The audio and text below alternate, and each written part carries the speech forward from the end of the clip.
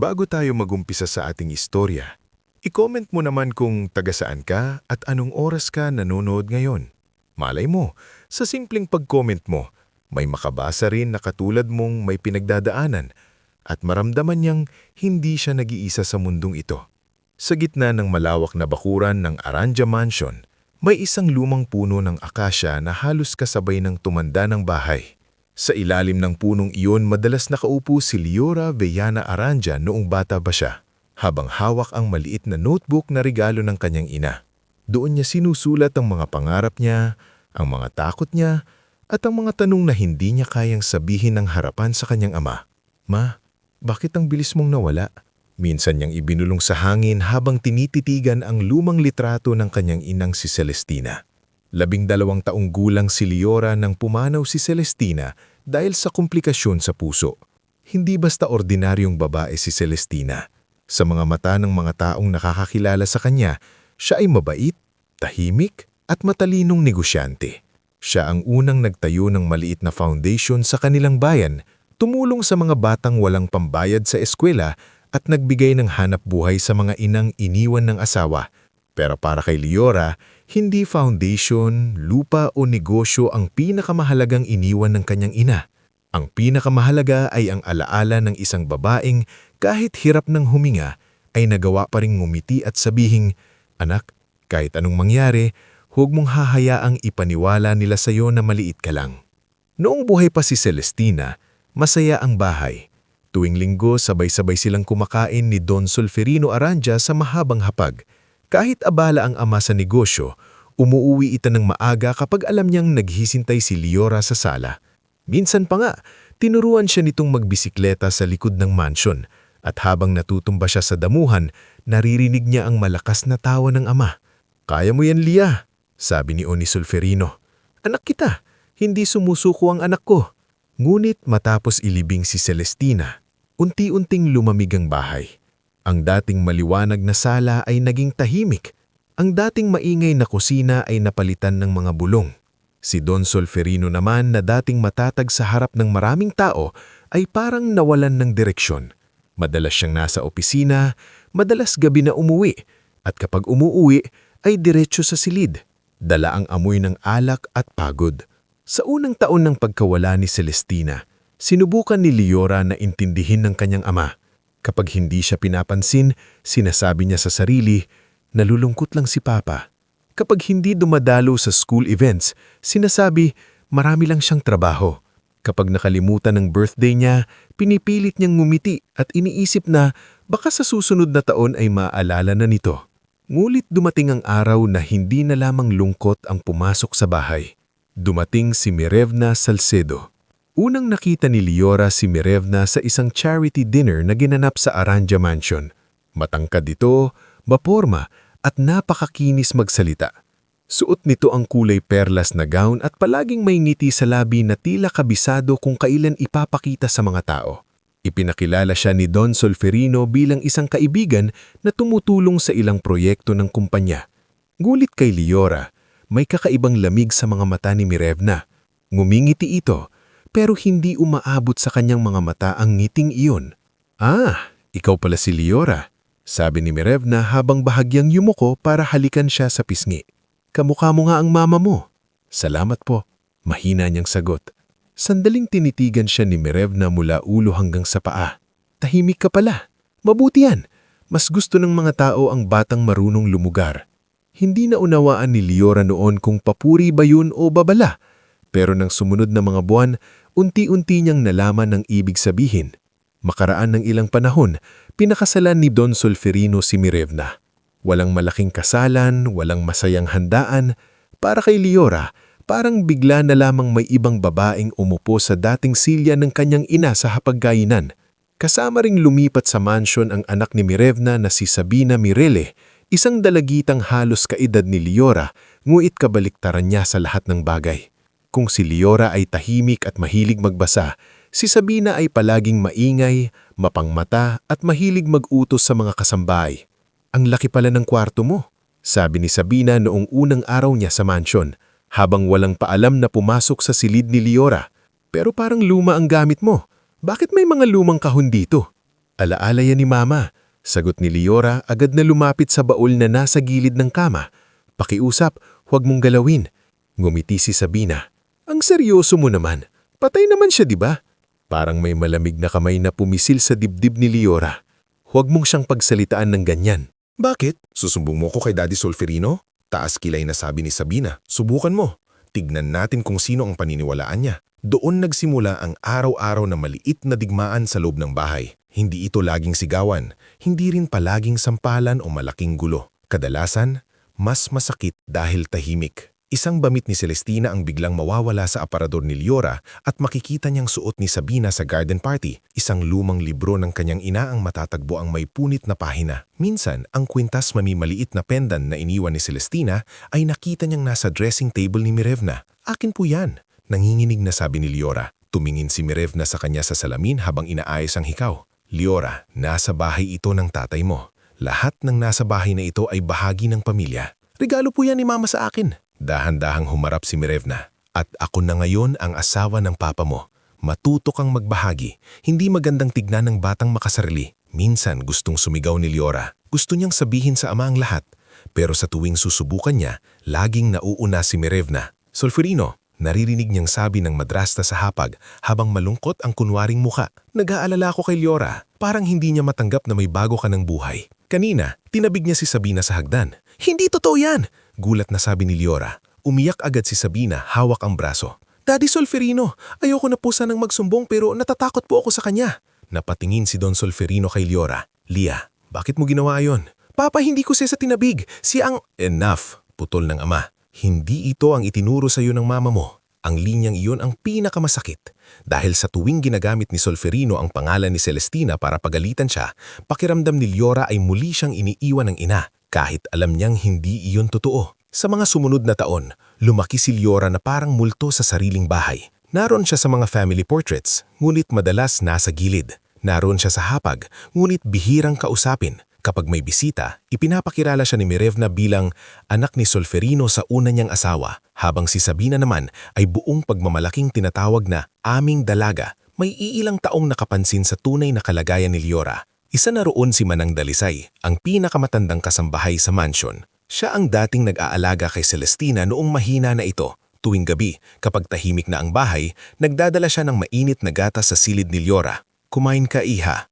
Hindi pwedeng puro luha ang laman ng tiyan mo. Manang, minsang tanong ni Liora habang nakaupo sa sahig, yakap ang unan. Masama ba akong anak? Napahinto si Manang Dalisay. Umupo ito sa gilid ng kama at marahang hinaplos ang buhok niya. Hindi, iha.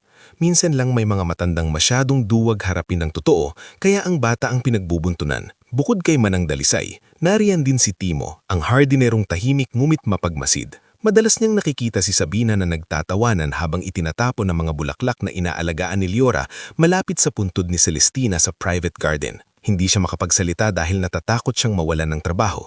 Pero isang araw, nang makita niyang umiiyak si Liora sa tabi ng mga nadurog na paso, lumapit siya at nag-abot ng maliit na halaman. Miss Liora, sabi ni Timo, matibay po itong halaman na ito. Kahit maputo lang sanga, nabubuhay ulit. Tinanggap yun ni Liora. Parang gusto mong sabihin na dapat kayanin ko rin. Napakamot si Timo. Hindi po ako magaling magsalita, miss. Pero oo, sa labas ng mansion, may isa pang mundong unti-unting nagligtas si Liora mula sa tuluyang pagkalunod. Iyon ang public library sa bayan kung saan siya tumatakas tuwing Sabado. Doon niya nakilala si Amaris Lucien, isang working student na nag-aayos ng libro sa hapon at nag-aaral ng accountancy sa gabi. Si Amaris ang unang kaibigan ni Liora na hindi siya tinignan bilang anak ng mayaman o kaawa-awa ang ulila. Ang kapal ng binabasa mo, sabi ni Amaris nang nakita ang hawak niyang law book. May kaso ka ba? Bahagyang natawa si Liora. Wala. Gusto ko lang maintindihan ng mga bagay na pinipirmahan ng matatanda. Malalim, sabi ni Amaris. Ako gusto ko lang maintindihan kung bakit laging kulang ang sahod ko. Doon nagsimula ang pagkakaibigan nila. Si Amaris ang nagturo kay Liora kung paano maghanap ng scholarships online. Siya rin ang nagsabi na hindi kailangang hintayin ni Liora na iligtas siya ng kahit sino. Hindi porke nasa mansion ka, ibig sabihin safe ka, sabi ni Amaris isang hapon. At hindi porke mayaman ang pamilya mo, ibig sabihin may karapatan silang sirain ka. May isa pang taong unti-unting bumalik sa buhay ni Liora. Si Ginoong Baltazar Romen, dating accountant no Celestina. Matagal na itong umalis sa Arandia Holdings matapos pumalit si Mirevna sa ilang internal decisions.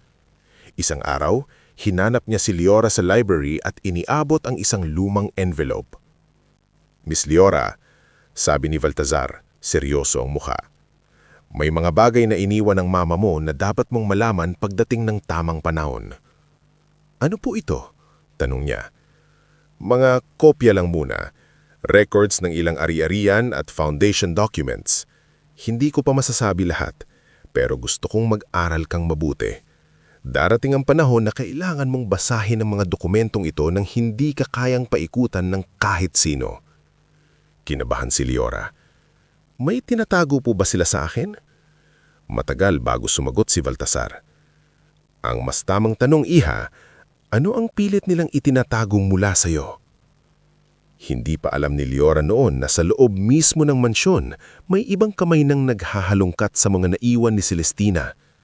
Isang gabi, habang akala ng lahat ay tulog na ang buong bahay, pumasok si Mirevna sa lumang storage room kung saan naroon ang ilang kahon ng yumaong asawa ni Solferino. Kasama niya ang kapatid niyang si Branok Salcedo, isang broker na sanay ngumiti habang nanlalamang. "Sigurado ka bang may naiwan siyang papeles?" tanong ni Branox habang binubuksan ng isang baul. Hindi tanga si Celestina. Malamig na sagot ni Mirevna. "May itinago siya.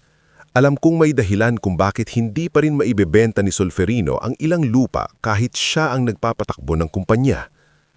Nakita nila ang isang lumang sobre na may tatak ng pangalan ni Attorney Ovidio Lacsamana. Hindi nila ito mabuksan ng buo dahil may legal seal, ngunit sapat na ang ilang dokumentong nakita nila para mamutla si Mirevna.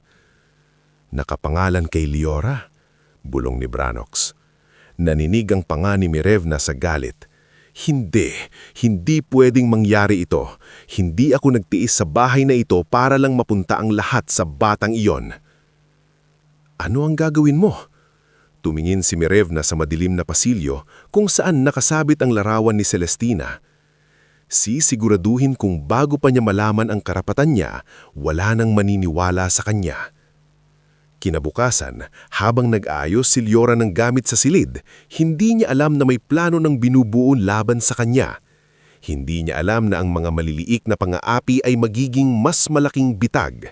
Hindi niya alam na ang sariling ama, ang lalaking minsang nagturo sa kanya magbisikleta at nagsabing hindi sumusuko ang anak niya, ay malapit ng pumirma sa desisyong dudurugin siya. Ang alam lang ni Leora ng araw na iyon ay kailangan niyang magpatuloy, kailangan niyang mag-aral, kailangan niyang alagaan ang natitirang alaala ng kanyang ina. At habang hawak niya ang maliit na halamang ibinigay ni Timo, ibinulong niya sa sarili. "Kahit putulin nila ako, mabubuhay ulit ako." Ngumit sa kabilang dulo ng bahay, gumiti si Mirevna habang pinagmamasdan siya mula sa bintana. Sa isip nito, hindi na sapat na saktan si Leora. Kailangan na siyang tuluyang alisin sa landas. At doon nagsimulang umikot ang unang gulong ng kasinungalingan na babasag sa kanilang pamilya. Bago tayo magpatuloy sa ating istorya, i-comment mo naman kung taga-saan ka at anong oras ka nanonood ngayon. Minsan, kahit simpleng lugar at oras lang ang isulat natin, nagiging paalala iyon na sa bawat sulok ng mundo, may taong nakikinig, may taong nakakaramdam, at may taong patuloy na lumalaban kahit tahimik lang. Mula ng gabing makita ni Mirevna at Branox ang ilang papeles na konektado sa pangalan ni Leora, mas lalong naging malamig ang hangin sa loob ng Arandia Mansion. Hindi naman agad napansin ni Leora ang tunay na dahilan. Ang alam lang ni Leora ay mas madalas na siyang sinusundan ng tingin ng kanyang madrasta. Mas madalas nang may biglang nawawalang gamit sa bahay at kapag may nasisira, bago pa man magsalita ang kahit sino, ang pangalan niya na agad ang binabanggit ni Sabina. "Baka si Leora na naman," parinig ni Sabina habang nasa dining room sila. "Mahilig naman siya magtago ng gamit na hindi kanya." Huminto si Leora sa paghihiwa ng tinapay. Tumingin siya kay Sabina, ngunit hindi agad nagsalita. Ayaw niyang magsimula ng gulo sa harap ng kanyang ama. "Sabina," hinahing sabi ni Don Solferino, ngunit hindi sapat ang tono para sabihing pinagsasabihan niya ito. Nagtaas ng kilay si Sabina. "What? Totoo naman, Daddy Solferino. Lagi siyang may tinatagong kung ano-ano sa kwarto niya." Sumulyap si Mirevna ang Don Solferino at marahang inilapag ang tasa ng kape. Hayaan mo na, mahal. Baka dala lang ng lungkot niya kaya ganyan. Alam mo naman, may mga batang hindi makapag-adjust kahit matagal na. Napakuyom ang kamay ni Liora sa ilalim ng mesa. Hindi siya bata. 18 na siya, marunong ng umunawa, marunong ng magtimpi at marunong ng kilalanin ng mga taong nakangiti pero may patalim sa likod. Ngunit sa bahay na iyon, kahit gaano siya katahimik, siya pa rin ang lumalabas na mali. Dumating ang panahon ng anibersaryo ng Arandia Holdings. Taon-taon itong ipinagdiriwang ni Don Solferino. Ngunit sa taong iyon, mas engrande ang pag-ahanda dahil nais ni Mirevna na ipakita sa mga negosyante at kaibigan ng pamilya na siya na ang tunay na reyna ng mansyon. 3 araw bago ang handaan, halos hindi na natulog ang mga kasambahay sa dami ng ipinagagawa. Pinapalitan ng kurtina, pinapakintab ang sahig, inaayos ang hardin at pinapalinis pati ang lumang fountain na matagal nang hindi umaandar. Liora, tawag ni Mirevna isang hapon habang nakatayo sa grand staircase, hawak ang listahan ng bisita. Tutulong ka sa pag-aayos ng souvenir boxes at table cards. Opo, sagot ni Liora. Siguraduhin mong walang mawawala, dagdag ni Mirevna, mariin ang tingin. Ayokong mapahiya sa bisita. Hindi na sumagot si Liora. Kinuha niya ang mga sobre, ribbon at maliliit na kahon na may gintong tatak ng Arandia Holdings. Sa loob ng library siya pinaupo, malayo sa main hall, ngulit sapat para magamit kapag kailangan. Habang inaayos niya ang mga pangalan ng mga bisita, may ilang pamilyar na apelyido siyang nakita. Naroon si Don Evaristo Mondragon, matandang kaibigan ng kanyang ina, si Dr. Elias Ferren, dating doktor ni Celestina, at si Noreen Calayag, journalist na minsang sumulat tungkol sa foundation ng kanyang ina. Habang binabasa niya ang pangalan ni Noreen, bigla niyang naalala ang artikulong nakatago sa notebook niya noon. Nakalagay doon, Celestina Aranja, ang tahimik na babaeng nagpatayo ng pag-asa. Hindi alam ni Liora kung bakit inimbita ni Mirevna ang mga taon konektado sa ina niya. Marahil para ipakita sa lahat na wala nang natitirang bakas ni Celestina sa bahay kundi larawan sa dingding. Kinagabihan ng party, puno ng ilaw ang mansyon. May mga violinist sa gilid ng sala, may mga waiter na may dalang champagne at may malalaking bulaklak sa bawat sulok. Suot ni Liora ang simpleng kulay bughaw na damit na siya mismo ang nagplantsa. Hindi ito bago pero maayos. Sa kabilang banda, si Sabina ay suot ang kumikislap na silver gown na halatang sinadya para makuha ang atensyon ng lahat. Smile anak, sabi ni Mirevna kay Sabina habang kinukuhanan sila ng litrato. You are the future of this family. Narinig yun ni Liora habang hawak ang tray ng maliliit na envelopes para sa donors. Hindi niya alam kung sinasadya ni Mirevna na marinig niya, pero sanay na siya. Yumuko na lamang siya at ipinagpatuloy ang ginagawa.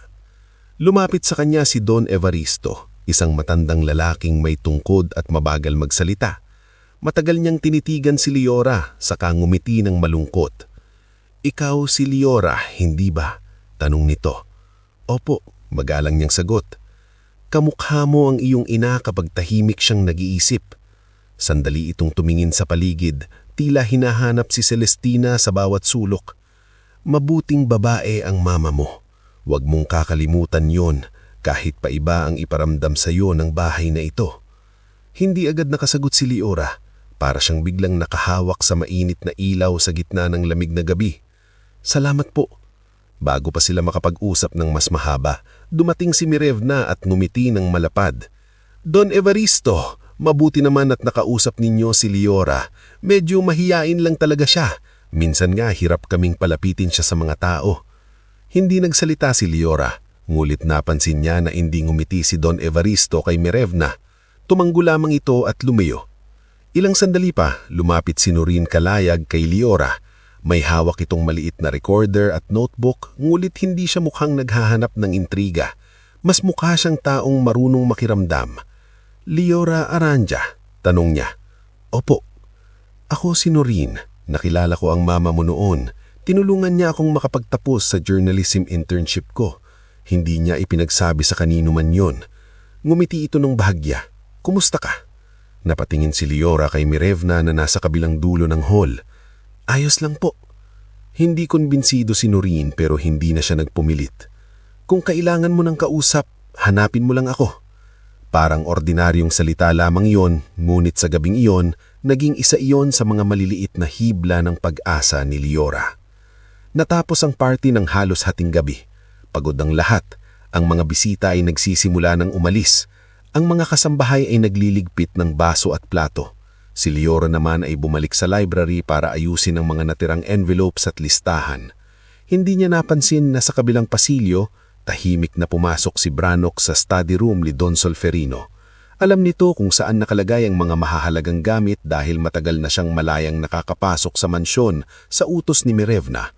Binuksan niya ang maliit na drawer sa tabi ng desk at kinuha ang gintong relos ni Solferino.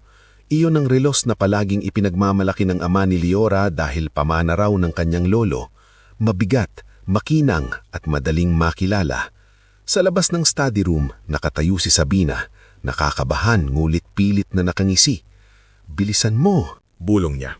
"Inilalagay ko na sa tamang lugar ang unang piraso," sagot ni Brannock. "Nasa ng bag niya?" "Nasa library, iniwan niya kanina." Mabilis silang kumilos. Sa loob ng bag ni Liora, inilagay ni Sabina ang peking resibo mula sa isang pawn shop, nakapangalan sa alias na madaling iugnay sa kanya. Hindi nila inilagay ang relos doon dahil masyadong halata. Sa halip, ayon sa plano ni Mirevna, pansamantala itong itinago sa tool cabinet ni Timo sa Hardin upang magmukhang may kasabwat si Liora kung sakaling may maghanap. Hindi alam ni Liora ang lahat ng iyon. Nang bumalik siya sa kwarto, pagod na pagod siya. Hinubad niya ang sapatos at umupo sa kama. Hinawakan niya ang maliit na halamang ibinigay ni Timo na nakalagay sa gilid ng bintana. "Kaya pa," bulong niya sa sarili. Matatapos din ang lahat. Ngunit kinabukasan, bago pa sumikat ng buo ang araw, nagising ang buong mansyon sa sigaw ni Mirevna. "Nawawala ang relos ni Solferino!" Nagkagulo ang bahay. Nagmamadaling bumaba si Liora mula sa kanyang kwarto at nadatnan niya sa sala sina Mirevna, Sabina, Brannock, ilang kasambahay at si Don Solferino na halatang namumutla sa galit at pagkabahala. "Ano pong nangyari?" tanong ni Liora. Biglang tumingin sa kanya si Sabina. "Ikaw ang huling nakita kong lumapit sa study room kagabi." Nanlaki ang mata ni Liora. "Hindi ako pumasok sa study room. Nasa library ako buong gabi." "Library?" ulit ni Mirevna. Malamig ang boses. "Madaling sabihin niyon. May listahan po akong inaayos. Maraming nakakakita sa akin." Lumapit si Brannock makunwaring nag-aalala. "Baka dapat tingnan na lang ang gamit ng lahat para matapos na." "Hindi kailangan," sabi ni Liora, ngulit ramdam niyang may mali. "Pero wala akong tinatago." "Kung wala kang tinatago," sabi ni Mirevna, "hindi ka dapat matakot." Iniutos ni Solferino na halughugin ang ilang bahagi ng bahay. Pilit niyang pinapanatiling kalmado ang mukha, ngunit kitang-kita ni Liora ang bigat sa kanyang mga mata. Siguro sa loob-loob nito, ayaw niyang maniwala, pero tulad ng dati, hinayaan niyang ang ibang tao ang magdikta ng katotohanan. Unang nakita ang resibo sa bag ni Liora. Si Sabina mismo ang kumuha na parang eksaktong alam kung saan hahanapin. "Ano ito?" sigaw niya habang itinataas ang papel. "Pawn shop receipt?" Nanginig ang tuhod ni Liora. "Hindi akin yan." Binasa ni Brannock ang detalye. Gintong relos, halos tugma sa description. "Hindi akin yan." Mas malakas pang sabi ni Liora. "May naglagay niyan sa bag ko." Nagpalitan ng tingin ang mga kasambahay. Si Manang Dalisay ay napahawak sa dibdib. Si Timo, nakakapasok lamang mula sa Hardin, ay mukhang lalilito. "Search the grounds," utos ni Mirevna. Ilang minuto lang ang lumipas, may isang tauhang na dumating bitbitang maliit na kahon mula sa tool cabinet ni Timo. Sa loob niyon, naroon ang gintong relos.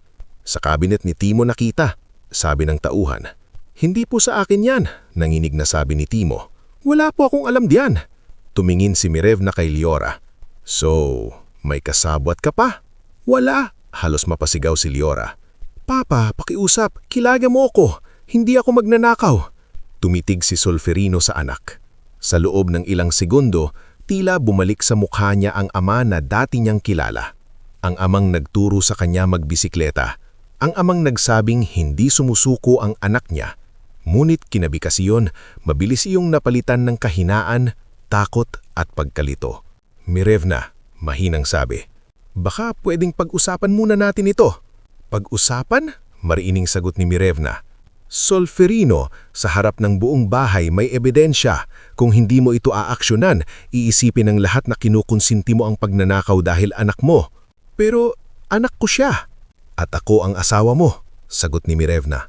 "Kung wala kang gagawin, ako ang maghahain ng reklamo." Naramdaman ni Liora na parang unti-unting nawawala ang hangin sa paligid. Hindi niya pinapakinggan si Branox, hindi niya pinapansin ang iyak-iyakan ni Sabina. Ang buong mundo niya ay nakatuon lamang sa mukha ng kanyang ama. Dumating si Inspector Cadmiel Orbeta makalipas isang oras. Pormalang kilos nito, ngunit sa tingin ni Liora, masyadong mabilis itong naniwala sa ipinakitang ebidensya. Tinanong siya nito ng ilang bagay, ngunit sa bawat sagot niya, pakiramdam niya ay nakasulat na ang hatol bago pa siya magsalita. "Miss Arandia, kailangan mong sumama sa amin para may imbestigahan." Napahawak si Liora sa kamay ng kanyang ama. "Papa, pakiusap. Sabihin mo sa kanilang hindi ko ginawa yan. Alam mong hindi ko kaya yan." Hindi makatingin ng direkta si Solferino. Nanginginig ang labi nito. Sa likod niya, nakatayo si Mirevna. Tahimik, mulit nanlilisig ang mata. "Papa," ulit ni Liora, halos pabulong na. Doon nagsalita si Solferino at ang mga salitang iyon ang tuluyang dumurog sa natitirang tiwala ni Liora. "Pasensya ka na anak. Utos ito ng madrasta mo. Ayaw kong masira ang pamilya natin." Parang tumigil ang lahat. Hindi na narinig ni Liora ang mga bulong ng kasambahay. Hindi na niya naramdaman ang lamig ng posas nang ikabit yun sa kanyang kamay. Ang taning narinig niya ay ang salitang pamilya. Dahil sa sandaling iyon, naintindihan niya na hindi pala siya kabilang sa pamilyang pilit niyang pinoprotektahan sa puso niya. Habang inilalabas siya sa mansyon, humabol si Manang Dalisay na umiiyak. "Miss Liora, lumaban ka iha! Hindi ka nag-iisa!" Si Timo naman ay nakatayo sa gilid, nanginginig ang kamay at puno ng takot ang mukha. Alam niyang may mali. Alam niyang may nagtanim ng relos sa kabinet niya. Ngumit sa sandaling iyon, dinaig ng takot ang tapang niya. Sa presinto, malamig ang selda at mabigat ang amoy ng bakal at pawis. Umupo si Liora sa isang sulok. Hawak ang sariling mga kamay na namumula sa marka ng pusas. Hindi siya umiyak agad. Parang natuyuan siya ng luha. Sa loob ng ilang oras, nakatitig lamang siya sa sahig. Paulit-ulit na naririnig ang boses ng ama. "Pasensya ka na anak, utos ito ng madrasta mo." Sa selda, nakilala niya si Rowena Magsalin, isang babaeng nasa 30 anyos na may pagod na mata ngunit maamo ang boses. "Unang gabi mo?" tanong ni Rowena. Tumanggo si Liora. "Kasalanan mo ba?" Umiling siya. "Hindi. Marami tayo rito na ganyan ang sagot." Sabi ni Rowena, hindi nangangasar, kundi malungkot. Pero hindi ibig sabihin nagsisinungaling tayo. Sa kabilang sulok naman ay naroon si Calista Bunuan, isang dating paralegal na nakakulong dahil nadamay unamo sa kasong falsification ng dati niyang amo. Tahimik itong nakikinig habang ikinukwento ni Liora ang nangyari. "Pawn shop receipt?" tanong ni Calista. "May oras ba? May pangalan? May pirma?" "Hindi ko alam," sagot ni Liora. "Hindi ko nga nakita ng maayos." "Kung peke iyon, may butas yan," sabi ni Calista. "At kung itinanim ang relos sa kabinet ng ardinero, may taong nakapasok doon. Ang tanong, sino ang may access at sino ang makikinabang?" Napatingin si Liora sa kanya. Sa unang pagkakataon mula nang mangyari ang lahat, may maliit na apoy na gumalaw sa dibdib niya. Hindi pa iyon tapang, hindi pa iyon pag-asa, pero simula iyon ng pag-unawa na hindi siya dapat manatiling durog. Samantala, sa labas ng presinto, hindi mapakali si Manang Dalisay. Pagbalik niya sa mansyon, nakita niya si Mirevna na kalmadong umiinom ng tsaa sa veranda, parang walang batang babae na kakatapos lamang ipahamak. "Madam," nanginginig na sabi ni Manang Dalisay, "hindi po magnanakaw si Miss Liora." Mabagal na ibinaba ni Mirevna ang tasa. "Mag-ingat ka, Dalisay. Matanda ka na. Mahirap mawalan ng trabaho sa edad mo." Hindi na sumagot si Manang Dalisay. Ngunit ng gabing iyon, ginawa niya ang bagay na matagal na niyang kinakatakutan. Kinuha niya ang lumang susi na minsang ipinagkatiwala sa kanya ni Celestina bago ito mamatay. Susing hindi niya kailanman inamit dahil takot siyang madamay. Ngunit ngayong nakakulong si Liora, Alam niyang tapos na ang panahon ng pananahimik. Maingat siyang lumabas ng mansyon at pinuntahan si Amaris sa maliit na boarding house malapit sa palengke. Halos mahulog ang panga ni Amaris nang makita ang matandang kasambahay na umiiyak habang hawak ang susi. Kailangan nating tulungan si Liora. May iniwan ng mama niya. At pakiramdam ko, iyon ang dahilan kung bakit nila gustong mawala. Sa kabilang banda, si Imo naman ay hindi makatulog. Paulit-ulit niyang binabalikan sa isip ang tool cabinet niya. Sigurado siyang nakalyak iyon bago ang party. Sigurado rin siyang nakita niya si Branox malapit sa garden path bandang hating gabi. Takot siya. May anak siyang pinagagamot, may pamilya siyang umaasa sa kanya. Pero nang maalala niya ang mukha ni Liora habang inilalabas ng pulis, napaupo siya sa gilid ng kama at napahawak sa ulo. Hindi ko kayang manahimik, bulong niya. Kinabukasan, hinanap niya si Ginoong Baltazar Romen. Doon niya sinabi ang nakita niya kahit nanginginig ang boses. At si Noreen Kalayag naman, habang sinusuri ang ilang litrato mula sa party, napansin ang isang kuha kung saan makikita si Branox malapit sa pasilyo ng study room. Hindi pa iyon sapat na ebidensya, pero sapat para magtanong siya. Sapat para sundan ng bahid ng kasinungalingan. Habang nakakulong si Liora sa malamig na selda, akala ni Mirevna at Sabina ay tapos na ang laban. Akala nila sa isang posas at isang peking resibo, mabubura na nila ang karapatan ng batang matagal nilang kinakainisan. Ngunit hindi nila alam na sa gabing itinulak nila si Liora sa kadiliman, may mga taong nagsimulang sumindi ng ilaw para sa kanya. At sa unang pagkakataon, ang lihim na matagal itinago ni Celestina ay nagsimulang gumalaw palabas ng anino. Bago tayo magpatuloy sa ating istorya, i-comment mo naman kung taga saan ka at anong oras ka nanonood ngayon. Sa bawat pagpapatuloy ng kwentong ito, tandaan natin na minsan ang katotohanan ay hindi agad sumisigaw. Minsan tahimik lang itong naghihintay ng tamang araw para lumabas at yumanig sa lahat ng taong akala nila ay habang buhay na nilang maitatago ang kasinungalingan. Sa loob ng malamig na selda, hindi halos nakatulog si Liora. Buong gabi niyang naririnig ang kalansing ng susi, ang mahinang iyak ng isang babae na nasa kabilang kwarto, at ang paminsan-minsang yabag ng pulis na nagbabantay sa pasilyo. Gulit higit sa lahat, paulit-ulit niyang naririnig sa kanyang isip ang tinig ng sariling ama.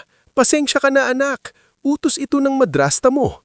Hindi niya alam kung ano ang mas masakit. Ang mapagbintangahang magnanakaw, ang mapusasan sa harap ng mga taong nakakakilala sa kanya, o ang marinig na ang ama niya mismo ay kayang isuko siya para lamang hindi sirain ang pamilyang matagal na palang wasak.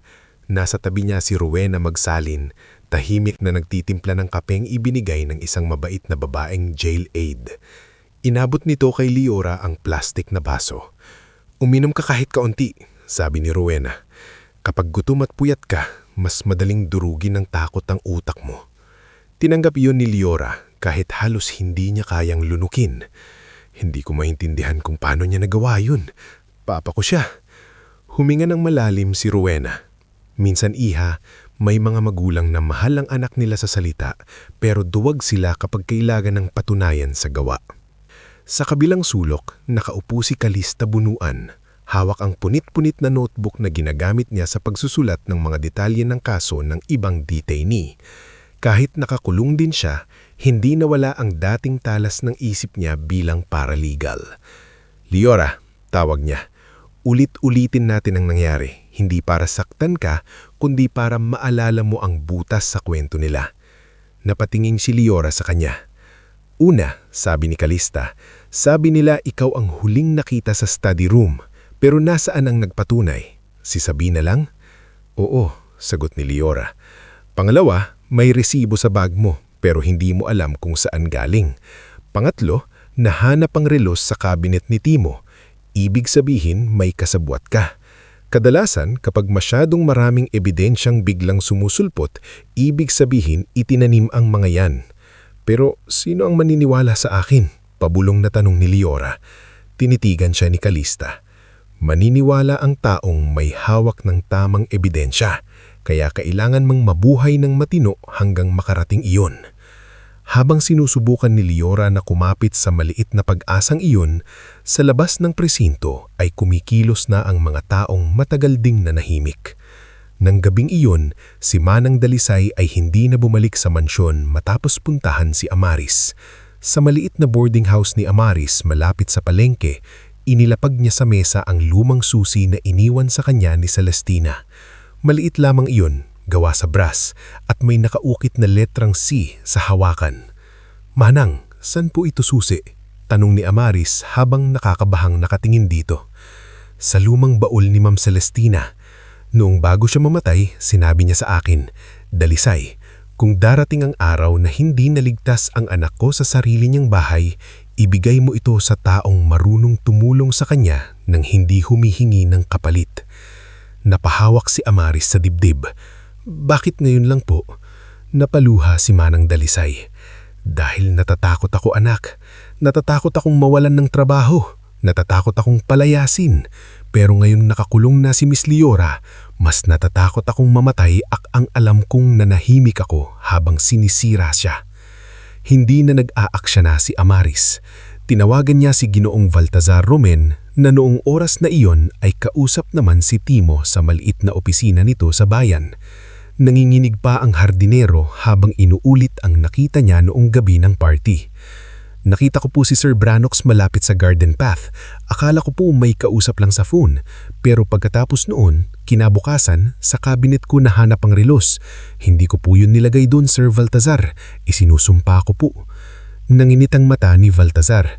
May makakapatunay bang nandun siya? "Baka po sa CCTV sa gilid ng storage hall. Matagal na po yun pero gumagana pa yata. Si Miss Liora po ang nagpapaayos nun kasi sabi niya baka kailanganin sa seguridad." Natahimik si Baltazar. Kahit siya pa ang gumawa ng paraan na magliligtas sa kanya.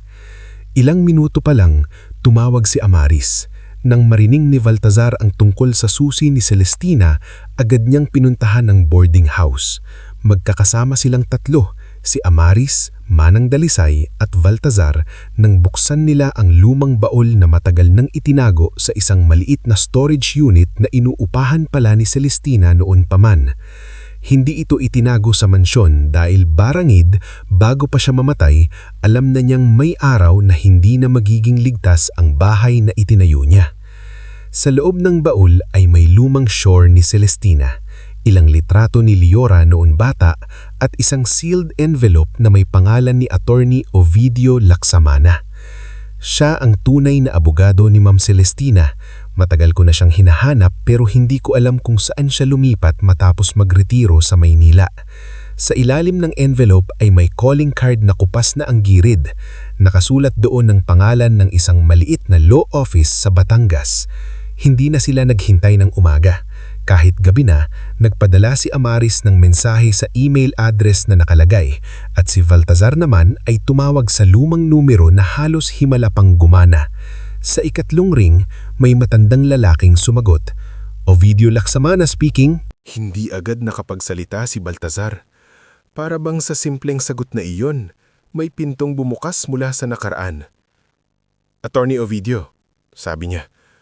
"Ako po si Baltazar Romen, dating accountant ni Ma'am Celestina Arandia. Kailangan po namin kayo. Si Liora, nakakulong po siya." Matagal na katahimikan ang sumunod sa kabilang linya. Pagkatapos, narinig nila ang mabigat na paghinga ng matandang abogado. "Dumating na pala ang araw na kinatatakutan ni Celestina," sabi ni Attorney Ovidio. "Huwag ninyong gagalawin ang anumang papeles. Pupunta ako dyan bukas ng umaga." Kinabukasan, habang si Mirevna ay abalang inaayos ang magiging pahayag nila sa ilang kaibigang negosyante, hindi niya alam na bumibiyahe na pabalik sa bayan ang lalaking kayang gumiba sa itinayo niyang kasinungalingan. Si Attorney Ovidio Lacsamana ay 70 taong gulang na. Mabagal ng maglakad, ngunit malinaw pa rin ang mata at matalim pa rin ang isip. Suot niya ang lumang Amerikana at dala ang leather briefcase na halos kasing tanda ng kanyang propesyon. Unang pinuntahan ni Attorney Ovidio ang presinto. Nang makita ni Liora ang matandang lalaking ipinakilala ni Baltazar, hindi niya alam kung bakit biglang bumilis ang tibok ng puso niya. "Ikaw si Liora," sabi ng abogado habang nakaupo sa harap niya. "Huling nakita kita, sanggol ka pa. Binuhat ka ng mama mo habang pinapapirmahan niya sa akin ng ilang dokumentong akala ng marami ay hindi na kailangan. Dokumento po? Tanong ni Liora. Tumanggo si Attorney Ovidio. Oo, at dahil sa nangyari sa'yo, kailangang buksan na natin ang lahat. Sa tulong niya, agad nilang sinuri ang reklamong isinampa laban kay Liora.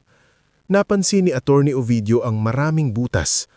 Una, walang independent witness na nakakita kay Liora na kumuha ng relos. Pangalawa, ang resibo mula sa pawn shop ay may oras na kasabay ng panahong nasa library si Liora at may ilang kasambahay na makakapagpatunay.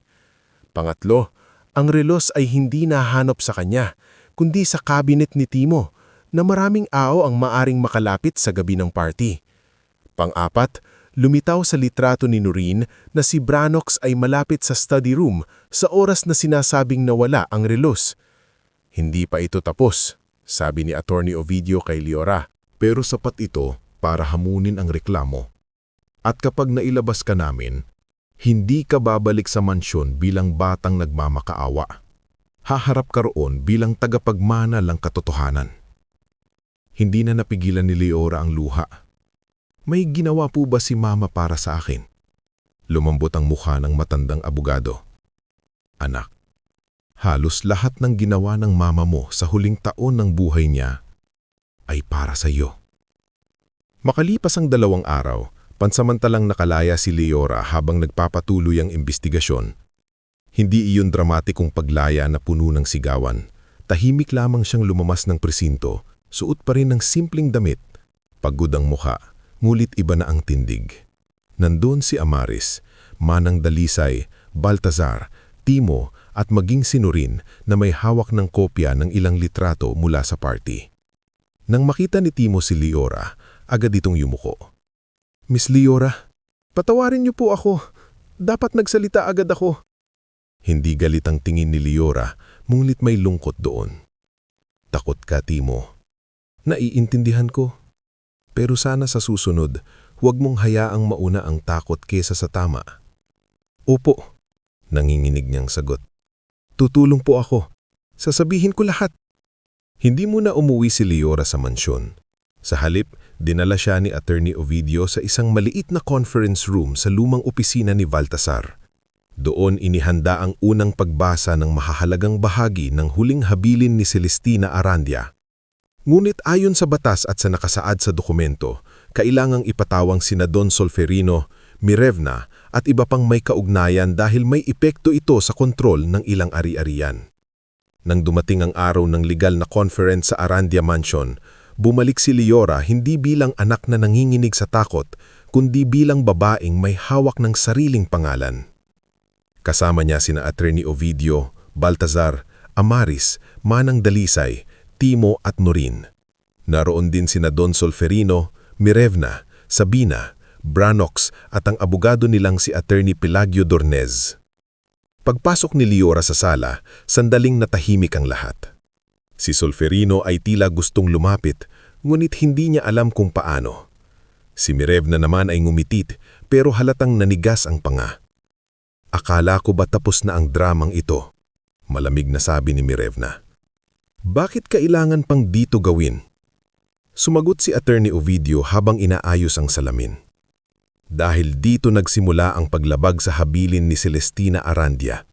Nararapat lamang na dito rin unang marinig ang katotohanan. Namula ang mukha ni Branox.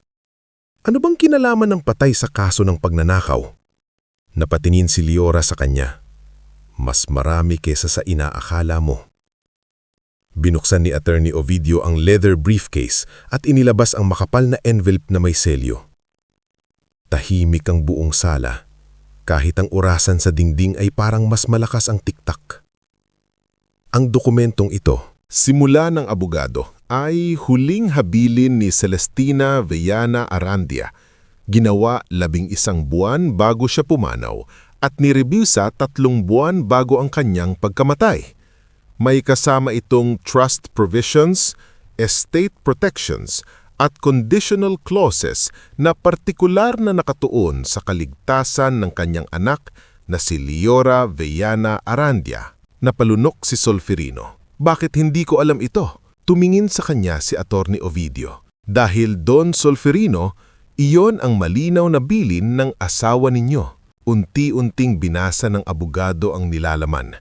Sa bawat pangungusap, lalong namumutla si Mirevna. Nakasaad sa habilin na si Liora lang ang nag-iisang tagapagmana ng Celestina Foundation kasama ang 3 hasyenda sa Quezon, isang commercial building sa Makati at ilang properties na binili ni Celestina gamit ang sarili niyang puhunan bago pa lumaki ang Arandia Holdings. Nakasaad din na malaking bahagi ng share sa kumpanya ay hindi kailanman lubusang pag-aari ni Solferino dahil galing ang puhunan sa personal estate ni Celestina at nakalaan iyon sa trust ni Liora. Hindi maaari, singit ni Mirevna. Solferino, sabihin mong hindi totoo ito. Ngunit hindi makapagsalita si Solferino. Nakatitig lamang siya sa dokumento. Tila ngayon lamang niya naalala kung gaano kalaki ang naiambag ng unang asawa sa buhay na tinamasa niya. Nagpatuloy si Attorney Ovidio. Mayroon ding protective clause. Kung si Liora Viana Arandia ay sadyang siraan, palayasin, tanggalan ng karapatan, ikulong sa maling paratang o gawing legally incompetent sa pamamagitan ng pandaraya ng kahit sinong kamag-anak o taong konektado sa pamilya, otomatikong mawawala ang managerial control ni Don Solferino sa mga ari-ariang sakop ng Celestina Trust. Parang may nabasag na salamin sa katahimikan. Managerial control? Ulit ni Branox, hindi maitago ang kaba. Sa madaling salita, sabi ni Attorney Ovidio, ang ginawa ninyong pagpapakulong kay Liora ang mismong nagbukas ng kondisyon para alisin sa inyo ang kapangyarihang matagal ninyong inaabuso. Tumayo si Mirevna. This is absurd. Peke yan. Kalmadong inilabas ni Attorney Ovidio ang notarized copies, medical certificates, bank records at video file na nasa maliit na drive. Ipinakonekta ito ni Amaris sa television sa sala. Ilang sandali pa, lumitaw sa screen ang mukha ni Celestina. Payat, maputla, ngulit nakangiti pa rin. Napahawak si Liora sa bibig. Mama, sa video, mahina ngunit malinaw ang boses ni Celestina. Anak, kung napapanood mo ito, ibig sabihin, dumating ang araw na kinailangan mong lumaban nang wala ako sa tabi mo. Patawarin mo ako kung hindi ko kayang manatili, pero ginawa ko ang lahat para hindi ka tuluyang maiwan. May mga tao sa mundong ito na kayang gamitin ang pagmamahal bilang tanikala. Kaya inihanda ko ang mga dokumentong ito, hindi para turuan kang maghiginti, kundi para ipaalala sa iyo na may karapatan kang mabuhay nang hindi tinatapakan. Tahimik na umiyak si Liora. Hindi siya humagulgol. Tumulo lamang ang luha niya habang pinapanood ang ina na tila bumalik mula sa nakaraan para yakapin siya sa oras na pinakakailangan niya. Sa video, tumingin si Celestina na tila direktang kausap si Solferino. Solferino, kung naririnig mo ito, sana pinili mong maging ama bago ka maging duwag. Mahal kita noon, pero mahal ko ang anak natin nang higit sa takot ko sa katotohanan. Bumagsak sa upuan si Solferino. Tulala. Nang matapos ang video, walang nagsalita. Si Sabina ay hindi na makatingin kay Liora. Si Branox ay pawis na pawis. Si Mirevna naman ay nakatayo pa rin, ngunit nawala na ang dating tindig ng babaeng. Akala niyang kontrolado niya ang buong bahay. Doon tumayo si Liora. Nanginginig ang kanyang boses, ngunit malinaw. Hindi ko hiniling na mapasakin ang lahat ng ito, sabi niya. Ang gusto ko lang noon, paniwalaan ako ng sarili kong ama. Pero kung ang huling paraan para tumigil kayo sa pagsira sa buhay ko ay ang katotohanang iniwan ni Mama, haharapin ko ito. Lumapit si Solferino ng isang hakbang. Lia, umatras siya. Hindi dahil galit lang siya, kundi dahil sa unang pagkakataon, alam niyang may karapatan siyang magtakda ng hangganan. Hindi ngayon, Papa. Matapos ang conference, hindi na bumalik si Liora sa kanyang lumang silid. Sa tulong ni Attorney Ovidio at Baltasar, Pansamantalang siyang lumipat sa lumang ancestral house ni Celestina sa Liora Bay, isang bahay na nakaharap sa dagat at matagal nang nakasara. Kasama niya si Manang Dalisay na piniling umalis sa mansyon kahit wala pang kasiguraduhan ang bukas. Pagdating nila sa bahay, sinalubong sila ng amoy ng lumang kahoy, alikabok at maalat na hangin. Hindi ito kasing gara ng mansyon, pero sa unang pagkakataon matapos ng maraming taon, hindi kinabahan si Liora ng pagbukas ng pinto. "Dito ba kayo titira, iha?" tanong ni Manang Dalisay. Tumingin si Liora sa dagat sa labas ng bintana. "Hindi ko pa alam kung gaano katagal, pero dito muna ako matututong huminga." Kinabukasan, dumating si Professor Elian Sorel, dating mentor ni Celestina sa social entrepreneurship matapos tawagan ni Baltazar. Kasama rin niya si Maestra Bianca Soliven, dating scholar ng Celestina Foundation at ngayon ay principal sa isang maliit na paaralan. Dala nila ang mga lumang kwento tungkol kay Celestina, hindi bilang mayamang babae, kundi bilang taong tahimik na tumulong sa mga hindi kayang lumaban. "Ang mama mo," sabi ni Maestra Bianca habang iniaabot ang lumang folder ng scholarship records. "Ang dahilan kung bakit ako naging guro. Hindi niya ako ginawang utang na loob, ginawa niya akong taong may pagkakataon."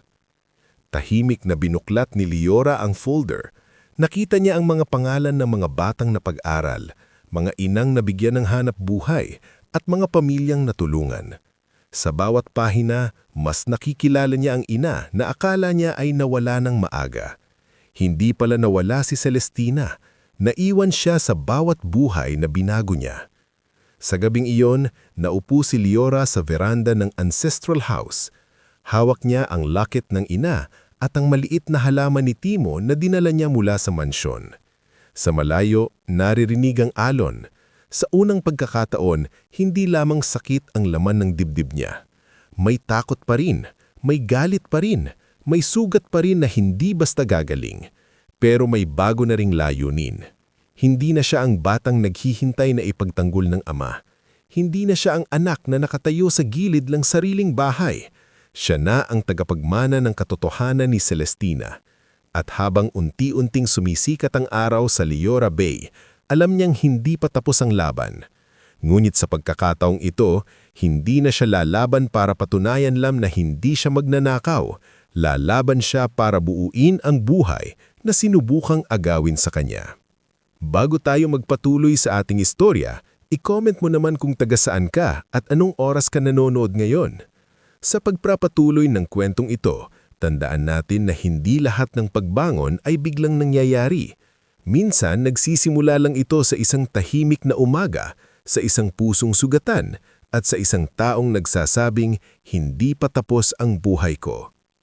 Sa Liora Bay nagsimula ang bagong yugto ng buhay ni Liora. Hindi ito katulad ng Arandia Mansion na puno ng mamahaling chandelier, makintab na marmol, at mga taong sanay magkunwaring maayos ang lahat.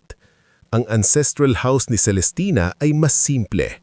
May lumong sahig na kahoy na umiingit kapag tinatapakan, may bintanang maalat ang hangin kapag umaga, at may bakurang tinutubuan ng ligaw na bulaklak. Ngunit sa kabila ng kalumaan, may kakaibang payapa roon.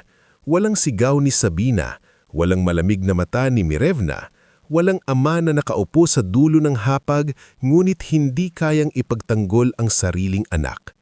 Sa unang mga linggo, hindi agad naging malakas si Liora. Madalas pa rin siyang magising sa gitna ng gabi, hinihingal dahil sa panaginip na muli siyang kinaladkad palabas ng mansyon habang nakaposas. Minsan kapag may biglan kumatok sa pinto, napapatalon siya sa kaba. May mga umagang ayaw niyang bumangon, hindi dahil tamad siya, kundi dahil napakabigat ng alaala ng mga taong dapat sana ay nagmamahal sa kanya. Isang umaga, nadatnan siya ni Manang Dalisay sa veranda, hawak ang tasa ng kape, ngunit hindi iniinom. "Iha," maingat na sabi ni Manang, "kanina ka pang nakatingin sa dagat, may hinihintay ka ba?" Mahina siyang ngumiti. "Wala, Manang, iniisip ko lang kung bakit ang dali nilang maniwalang masama ako." Umupo si Manang Dalisay sa tabi niya. Dahil mas madali sa ibang tao ang maniwala sa kasinungalingan kaysa aminin na nagkamali sila sa taong pinagkakatiwalaan nila. Napayuko si Liora. Masakit pa rin. Dapat lang masaktan. Pero wag mong gawin bahay ang sakit. Daanan mo lang iha. Wag kang titira roon. Ang mga salitang iyon ang unti-unting naging gabay ni Liora sa mga sumunod na buwan. Hindi niya ginamit ang mana ng ina upang biglang pakitang gilas. Hindi siya bumili agad ng mamahaling sasakyan para iparada sa harap ng mansyon. Hindi siya nagpa-party para ipamukha kay Mirevna na siya ang tunay na may karapatan. Sa halip, nagsimula siya sa mahirap at tahimik na bahagi ng pagbangon. Pag-aaral ng mga dokumento, pagharap sa mga taong dati ay hindi siya pinapansin, at pagtanggap na kahit mayaman na siya sa papel, kailangan pa rin niyang matutunang tumayo bilang sarili niyang tao. Araw-araw siyang tinuturuan ni Attorney Ovidio Lacsamana kung paano basahin ang legal terms sa trust documents ni Celestina. Si Ginoong Baltazar Romen naman ang gumabay sa kanya sa accounting records, property taxes, foundation funds at mga lumang kontrata ng Arandia Holdings. Hindi naging madali para kay Liora. May mga gabing sumasakit ang ulo niya sa dami ng numero. May mga pagkakataong napapahiya siya sa board meeting dahil hindi agad nasasagot ang tanong ng matatandang negosyante. Isang beses, sa meeting ng Celestina Foundation, tinanong siya ng isang consultant na si Mr. Orlan Vecino. Miss Arandia, with all due respect, are you prepared to manage this foundation? You're very young. Tahimik ang buong silid. Nasa tabi niya si Amaris Luthien, hawak ang mga folders.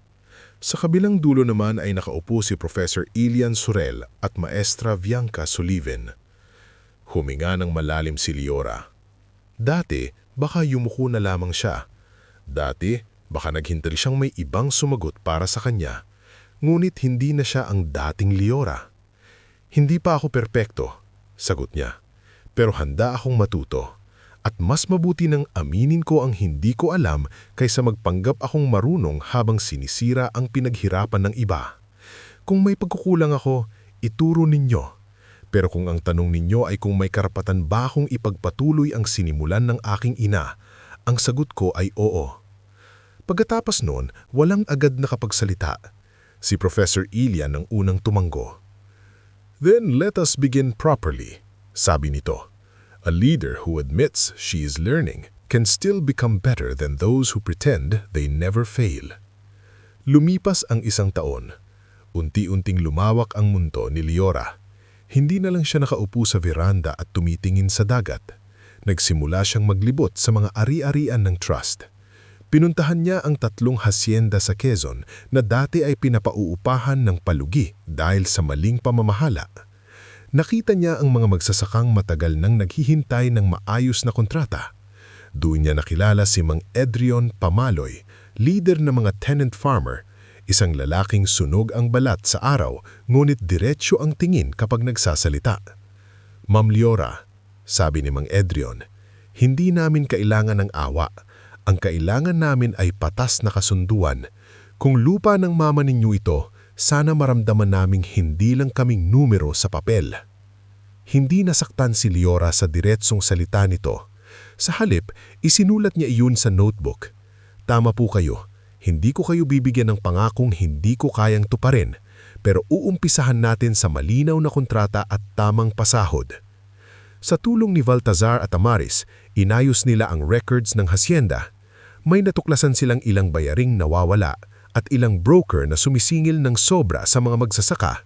Nang mapatunayang konektado ang isa sa mga broker kay Brannock Salcedo, mas lalong naging malinaw kay Liora na ang kasinungalingang ginamit laban sa kanya ay hindi lang simpleng personal na galit. May sistemang matagal nang kumikita sa pananahimik ng iba. Samantala, sa Liora Bay, nagsimula ring mabuo ang bagong pangarap niya para sa Celestina Foundation. Nakilala niya si Cedrian Vallejo, isang batang architect na galing sa mahirap na pamilya at dating scholar ng foundation. Siya ang nagmungkahi na gawing livelihood center ang lumang bodega malapit sa daungan. Hindi kailangang gibain lahat, paliwanag ni Cedrian habang ipinapakita ang drawing. May maganda pa sa luma. Kailangan lang patibayin, linisin at bigyan ng bagong gamit. Napatingin si Liora sa lumang estruktura. Parang sarili niya ang narinig niya sa sinabi nito. May maganda pa sa luma, kailangan lang patibayin. Doon nagsimulang magtrabaho si Marites Tessa Orquiza, isang babaeng minsan ding nakulong dahil sa kasong isinampa ng dati niyang employer. Nakilala siya ni Liora sa pamamagitan ni Calista Bunoan na natapos pansamantalang makalaya ay tumulong kay Attorney Ovidio bilang legal assistant habang nililinis ang sarili nitong kaso. Hindi ako sanay na may nagtitiwala sa akin, sabi ni Tessa noong unang araw bilang kitchen supervisor ng Livelihood Center. Kadalasan, kapag nalalaman nilang galing ako sa kulungan, iba na agad ang tingin. Tinignan siya ni Liora ng mahinahon. Alam ko ang pakiramdam na husgahan bago pangkinggan. Napaluha si Tessa. Kaya siguro kayo ang unang taong hindi ko kailangang pagkunwaryan. Kasama rin sa bagong mundo ni Liora si Father Severian Alonto, isang pari na nagpapatakbo ng maliit na halfway home para sa mga babaeng pinalayas ng pamilya. Sa kanya natutunan ni Liora na ang tulong ay hindi lang pagbibigay ng pera, kailangan din ng malinaw na sistema, proteksyon at respeto sa taong tinutulungan. Kung bibigyan mo sila ng pagkain ngayon, mabubuhay sila ngayong araw. Pero kung bibigyan mo sila ng abogado, trabaho at ligtas na tirahan, baka mabago ang buong buhay nila. Habang unti-unting gumaganda ang mundo ni Liora, unti-unting namang gumuguho ang mundo ni Mirevna, Sabina at Branox. Sa Arandia Mansion, wala na ang dating kumpiyansa ni Mirevna. Dahil na-freeze ang ilang access nila sa Celestina Trust Properties, kailangan niyang umutang para ipagpatuloy ang marangyang pamumuhay. Hindi niya kayang tanggapin na ang dating batang minamaliit niya ay may hawak na ngayong legal power laban sa kanya. Kaya pumasok siya sa ilang delikadong investment sa tulong ni Branox na nangangakong mababawi nila ang nawalang pera sa pamamagitan ng pagbebenta ng isang lupa na akala nila ay pwede nilang galawin. Trust property yan, babala ni Attorney Pelayo Dornez, ang abogado nilang unti-unti na ring kinakabahan. Gawan mo ng paraan, sagot ni Mirevna, yan ang trabaho mo. Si Sabina naman ay nagpakasal kay Quintrell Davos, isang lalaking kilala sa social circle bilang anak ng mayamang pamilya. Ngulit ilang buwan pa lamang matapos ang kasal, lumabas na baon din pala ito sa utang. Ang akala ni Sabina na magiging panibagong pintuan ng karangyaan ay naging kulungan ng singilan, away at kahihiyan. Hindi ba sabi mo may mamanahin ka? Sigaw ni Quintrell sa kanya isang gabi. Dapat meron, iyak ni Sabina, kung hindi lang dahil kay Liora. Laging si Liora ang sinisisi nila. Hindi nila kayang tanggapin na ang pagbagsak nila ay bunga ng sarili nilang kasakiman. Dumating ang panibagong legal battle nang malaman ni Attorney Ovidio na may tangkang bentahan sa lupa sa Quezon na sakop ng trust ni Liora. Hindi na ito simpleng away pamilya, isa na itong malinaw na pagtatangka na galawin ng ari-ari ang protektado ng habili ni Celestina. Kaya nagsampa sila ng kaso at humingi ng injunction. Sa araw ng hearing, maayos ang suot ni Liora. Simple, ngunit matikas. Nasa tabi niya sina Attorney Ovidio, Calista, Baltazar at Amaris. Sa kabilang panig, naroon sina Mirevna, Branox, Sabina at Attorney Pelayo. Sa likuran ng courtroom ay tahimik na nakaupo si Don Solferino. Halatang tumanda ng husto sa loob lamang ng ilang taon. Payat na ang mukha, malalim ang mata at hindi na ganun katatag ang tindig. Isa-isang tumistigo ang mga taong minsang natakot magsalita. Si Timo ang unang humarap. Nanginginig pa rin ang boses niya, ngulit malinaw niyang sinabi na nakita niya si Branox malapit sa garden path noong gabi ng party. Ipinakita rin ni Noreen ang mga larawang nagpapatunay na nasa lugar si Branox sa oras na kritikal sa pagkawala ng relos. Si Manang Dalisay naman ay nagpatunay na matagal nang minamaltrato ni Mirevna si Liora at ilang beses niyang narinig na pinagbabantaan ito. Bakit ngayon lang kayo nagsalita? Tanong ng abogado ng kabilang panig. Napaluha si Manang Dalisay. Dahil duwag po ako noong. Pero ang pagiging duwag ko noon ay hindi dapat maging dahilan para manatiling nakalibing ang totoo ngayon. Tahimik na napatingin si Liora kay Manang. Sa loob ng puso niya, may kirot pa rin sa tagal ng pananahimik nito. Ngulit may pasasalamat din dahil pinili nitong itama ang mali habang may panahon pa. Tumistigo rin si Calista, hindi tungkol sa personal na galit, kundi tungkol sa butas ng ebidensyang ginamit noon laban kay Liora. Ipinaliwanag niya kung paano daling itinanim ang resibo, kung bakit kahina-hinala ang oras, at kung bakit hindi tugma ang chain of custody ng relos. Hindi siya sumigaw, hindi siya nagdrama. Malinaw, maingat at matapang ang bawat salita niya. Sa bawat testimonya, lalong yumuyuko si Solferino. Para siyang unti-unting dinudurog ng mga detalyeng dati ay pinili niyang hindi alamin. Nang makita niya si Liora na nakaupo sa harap, kalmado nguit puno ng bigat ang mga mata, doon niya nauunawaan na hindi lamang siya naloko ni Mirevna. Pinili rin niyang madaling lokohin dahil mas madali iyon kaysa harapin ang responsibilidad bilang ama. Matapos ang hearing, lumabas si Liora sa gusali ng korte. Pagod siya, ngulit hindi durog. Sa labas, sinalubong siya ni Amaris. "Ang tapang mo," sabi ng kaibigan. Umiling si Liora. "Hindi ako palaging matapang. Kanina nanginginig ang kamay ko. Pero hindi ka tumakbo." Bago pa sila makasakay sa kotse, narinig ni Liora ang boses ng ama. "Lia." Tumigil siya. Dahan-dahan siyang humarap.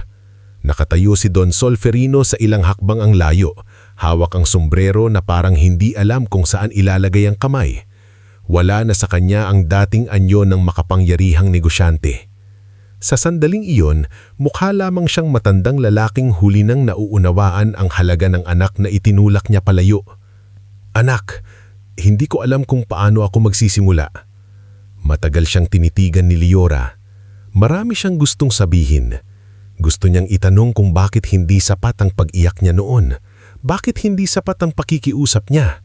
Bakit mas pinili nitong panimalaan ng babaeng dumating lang kaysa sa anak na ipinanganak mula sa pagmamahalan nila ni Celestina?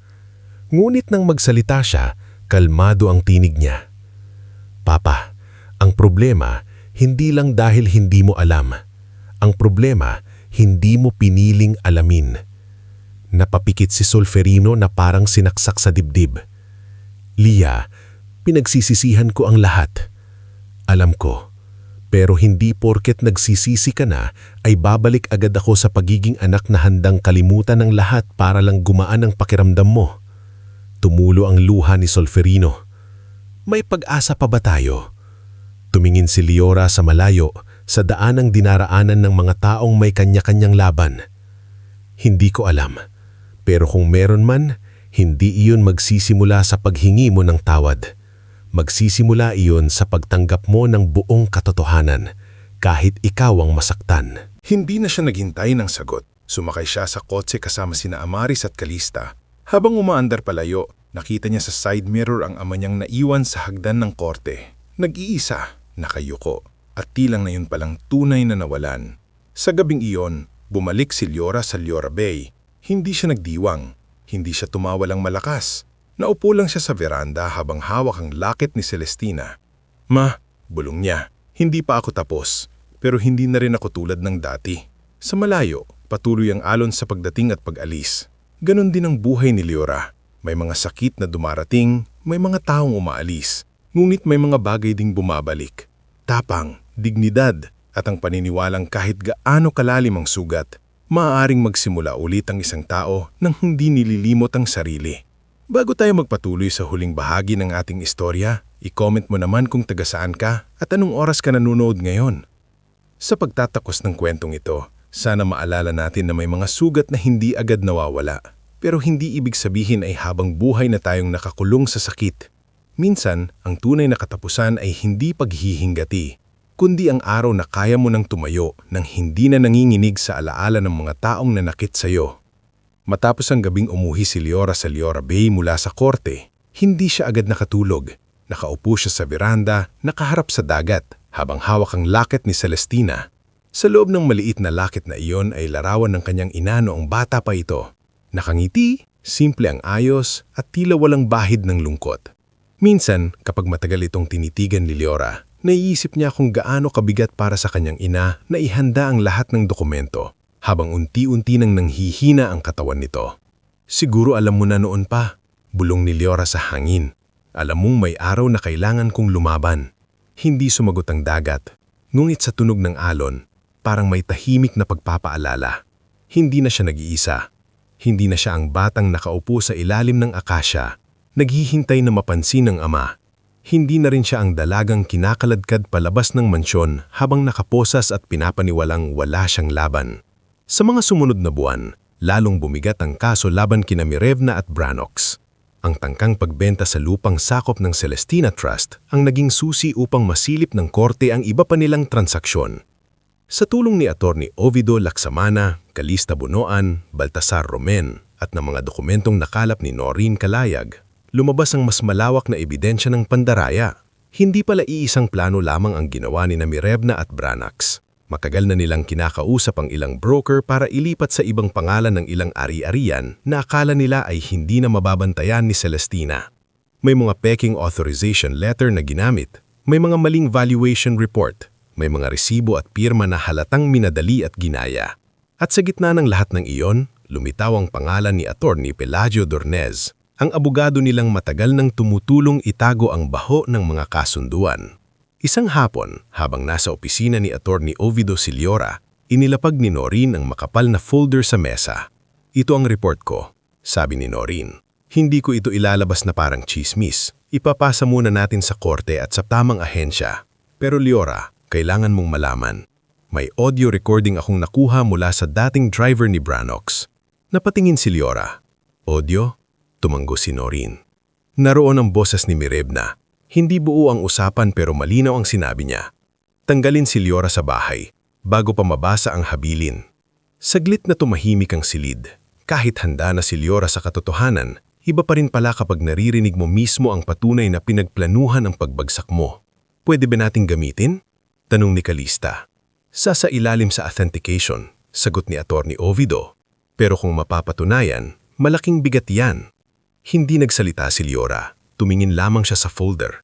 Sa isip niya, bumalik ang umagang pinagbintangan siya, ang bag na hinahulhog, ang resibo na hindi niya alam kung saan galing, ang mukha ni Sabina na tila nagtatagumpay, ang tinig ni Solferino na humihingi ng pasensya habang sinusuko siya. Huminga siya ng malalim. Gamitin natin, pero gawin natin sa tama. Ayokong maging katulad nila. Dumating ang araw ng final hearing. Maaga pa lang ay puno na ang loob ng korte. Naroon si Don Solferino, mas payat at mas tahimik kaysa dati.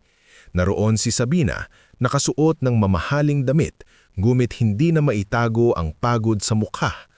Wala na sa tabi niya si Quintrell Davos, matagal na itong umalis nang malaman na mas marami ang utang kaysa yaman ng pamilya. Naroon din si Mirevna, tuwid pa rin ang likod, ngunit halata sa nanginginig na daliri na unti-unti na siyang nilalamon ng takot. Si Branox naman ay hindi na makatingin kahit kanino. Sa panig ni Liora, naroon sina Attorney Ovidio, Calista, Baltazar, Amaris, Manang Dalisay, Timo, Noreen, Professor Elian, Maestra Vianca, at maging si Tessa Urquiza na humingi ng pahintulot na sumama upang suportahan ang babaeng nagbigay sa kanya ng bagong simula. Tahimik silang nakaupo, hindi naghahanap ng esena, mulit ramdam ni Liora ang lakas ng presensya nila. Isa-isang inilabas ang ebidensya. Ipinakita ang inconsistencies sa pawn shop receipt na ginamit noon laban kay Liora. Ipinakita ang larawan ni Branox malapit sa study room at ang CCTV clip mula sa storage hall kung saan makikita ang anino ng isang lalaking papunta sa garden path sa oras na dapat ay wala na roon ang mga bisita. Tumestigo ang dating driver ni Branox tungkol sa narinig niyang usapan. Pagkatapos, ipinarinig ang audio recording. Malinaw ang boses ni Mirevna kahit bahagyang may ingay sa paligid. Hindi pwedeng mauna siyang makaalam. Tanggalin si Liora sa bahay bago pa mabasa ang habilin. Nang marinig iyon, napayuko si Sabina. Si Branox ay napapikit. Si Solferino naman ay tila nawalan ng kulay sa mukha. Marahil noon niya lubusang naintindihan na hindi simpleng pagkakamali ang nangyari. Hindi iyon gulo lamang sa pamilya. Pinagplanuhan ang pagkasira ng sariling anak niya at siya mismo ang ginamit na kamay upang magawa iyon. Tumayo si Mirevna at biglang nagsalita kahit hindi pa siya tinatanong. Ginawa ko lang ang kailangan kong gawin. Hindi ninyo alam kung paano mabuhay sa anino ng patay na babaeng palaging ikinukumpara sa iyo. Madam Mirevna, mahigpit na sabi ng judge, maupo kayo. Ngunit tuluyan nang nabasag ang pigil niya. Si Celestina, kahit patay na siya pa rin ang may hawak sa bahay na iyon. Ako ang asawa, ako ang naiwan, bakit ang lahat ay para pa rin sa anak niya? Doon dahan-dahang tumayo si Liora. Hindi siya sumigaw, hindi rin siya lumapit. Nagsalita lamang siya ng sapat para marinig ng lahat. Hindi dahil anak ako ng mama ko kaya nawala sa iyo ang lahat, Mirevna. Nawala ang lahat sa iyo dahil akala mo kailangang sirain ang ibang tao para magkaroon ka ng halaga. Natahimik si Mirevna. Sa unang pagkakataon, wala siyang naisagot. Sa huli, hindi naging mala pelikulang biglaang parusa ang nangyari. Naging realistic ang hatol. Si Branox ay naharap sa kasong falsification, fraud at conspiracy, kaya dinala siya sa kustodya habang nagpapatuloy ang hiwalay na criminal proceedings. Si Attorney Pelagio ay inirekomendang imbestigahan ng bar at kalaunan ay natanggalan ng lisensya matapos mapatunayan na tumulong siya sa paggawa at pagtatakip ng pekeng dokumento. Si Mirevna nahatulan sa civil liabilities at pinagbabayad ng danyos habang patuloy ang kasong kriminal na isinampa laban sa kanya kaugnay sa paninirang puri, false accusation at pandaraya sa ari-arian. Ang mga ari-ariang sakop ng Celestina Trust ay tuluyang inilagay sa buong kontrol ni Liora bilang rightful beneficiary at trustee, ilalim ng legal supervision na itinakda ni Celestina. Paglabas ng korte, walang sigawan, walang palakpak, may katahimikan lamang na tila pagkatapos ng mahabang bagyo. Sa labas, hinabol ni Sabina si Liora. Wala na ang dating yabang sa mukha nito. Mamumula ang mata, magulo ang buhok at hawak ang maliit na bag na tila yun na lamang ang natitira sa dating marangyang buhay nito. Liora, sabi ni Sabina, halos pabulhong. Alam kong wala akong karapatang humingi ng kahit ano. Huminto si Liora, ngumit hindi lumapit. Bakit? Tanong niya. Napaluha si Sabina, kasi wala na akong mapupuntahan. Si Mama may kaso, si Uncle Branox nakakulong, si Quintrell, iniwan ako. Wala akong alam gawin. Buong buhay ko, tinuruan akong maging mayaman, hindi maging tao. Matagal na tinitig ni Liora si Sabina. Naaalala niya ang batang pumasok sa kwarto niya noong sinabing patay na ang mama niya. Naaalala niya ang mga damit na kinuha, ang luhang pinagtawanan nito, ang mga kasinungalingang kinampanyan nito. Hindi madaling maawa sa taong minsang naging parte ng pagdurog sa iyo. Ngulit hindi rin siya naging malupit. Hindi kita kukupkupin, mahinahong sabi ni Liora. Hindi pa ako handang gawin iyon. Pero ipapakiusap ko kay Father Severian na bigyan ka ng listahan ng shelters at trabaho programs. Kung gusto mong magsimula ka ng totoo. Hindi bilang kapatid ko, hindi bilang anak ni Mirevna, bilang Sabina na marunong managot. Napayuko si Sabina. Salamat. Hindi iyan kapatawaran, dagdag ni Liora. Pagkakataon lang na huwag mong ulitin sa iba ang ginawa mo sa akin. Tumango si Sabina, umiiyak. Ilang araw matapos ang final hearing, hiniling ni Solferino na makausap si Liora sa lumang hardin ng Aranja Mansion. Matagal nag-isip si Liora bago pumayag. Nang dumating siya, nakita niya ang ama sa ilalim ng punong akasya kung saan siya madalas maupo noong bata pa siya. Hawak nito ang lumang litrato nilang tatlo, si Celestina, si Solferino at si Liora na nakangiti sa gitna. Dito ka madalas umupo noon, sabi ni Solferino. Opo, sagot ni Liora. Hinahanap mo ang mama mo. Hindi lang siya. Mahinang tugon niya. Minsan, hinihintay ko rin kayo. Napapikit si Solferino. Lia, hindi ko na alam kung ilang beses kong dapat sabihin na pinagsisisihan ko. Tinignan siya ni Liora. Hindi ko kailangan ng paulit-ulit na sorry, Papa. Kailangan kong malaman kung naiintindihan mo ba talaga ang ginawa mo. Nanginginig ang kamay ni Solferino habang hawak ang litrato. Pinili kong maniwala sa mas madaling kwento. Pinili kong protektahan ang katahimikan ng bahay kaysa ang anak ko. Pinili kong maging asawa ni Mirevna bago maging ama mo. Napalunok siya at ginamit ko pa ang pangalan ng pamilya para takpan ang kaduwagan ko. Sa unang pagkakataon, walang dahilan ng kanyang ama. Walang akala ko. Walang pinilit ako. Walang hindi ko alam. Buong bigat ng kasalanan ng ina ko niya. Hindi ko alam kung mapapatawad mo ako. Dagdag niya. Pero gusto kong malaman na hindi ako hihingi ng posisyon, pera o karapatan sa kahit ano hawak mo ngayon. Gusto ko lang kung papayagan mo. Nagugulin ang natitira kong buhay sa pagwawasto ng kaya ko pang itama. Tumulo ang luha ni Liora. Akala niya naubos na ang iyak niya para sa ama. Hindi pa pala. May luha pa rin para sa batang minsang naniwalang kayang-kaya siyang ipagtanggol ng kanyang papa. Makapatawad kita balang araw, sabi niya. Pero hindi ibig sabihin babalik tayo sa dati. Tumango si Solferino. Tanggap ang sakit. Alam ko, kung gusto mong itama ang kaya mong itama, dagdag ni Liora, magsimula ka sa pagsasabi ng totoo sa lahat ng taong nasaktan ng mga desisyon mo sa kumpanya.